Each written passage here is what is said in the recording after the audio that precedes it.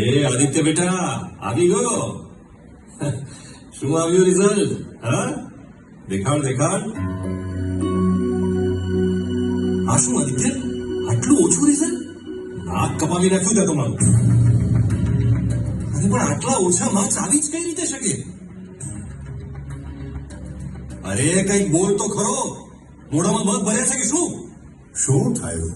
આટલો બધો ગુસ્સે કેમ થાય છે? અરે બાપુજી, ગુસ્સે ન થાવ તો શું કરું? આરતી ઉતારવાની? હે, જુઓ જુઓ બાપુજી, તમે જ જરા જુઓ આનું રિઝલ્ટ. લાડ સાહેબના 37% આવ્યા છે. હશે બાપા, પણ નાપાસ તો નથી થયો ને? હે, અરે પણ બાપુજી, આવી રીતે પાસ થવાનો પણ કઈ ફાયદો નથી ને.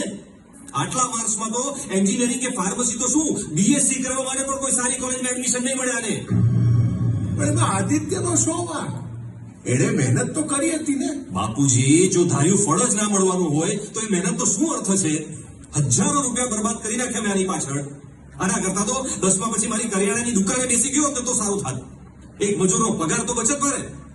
તું શાંત થઈ જા દીકરા, જે થવાનું હતું તે થઈ ગયું છે.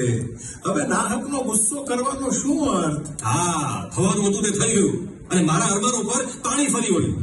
વિચાર્યું હતું કે એન્જિનિયર થઈને સારું કમાશે, 2 પાંદડે થશે એટલે અમારું ઘડપણ સારી રીતે પસાર થશે. પણ ઘડપણ તો ઠીક, આ લાટ સાહેબે તો અત્યારે જ અમારી દશા બગાડી નાખી છે.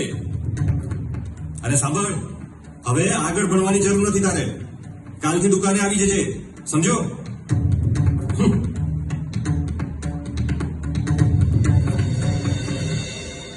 આદિત્ય બેટા, જો તારા પપ્પાની વાતનું ખોટું નહીં લગાડતો. આખરે તો બાપ જ છે ને. દીકરાના ભવિષ્યની ચિંતા તો થાય જ ને. એટલે ગુસ્સામાં થોડું વધારે બોલી ગયો. જે થયું ને એ ભગવાનની ઈચ્છા સમજજે. જો હું જરા બાજુમાં ચશ્માની દુકાનવાળાને ત્યાં જઈને આવું છું.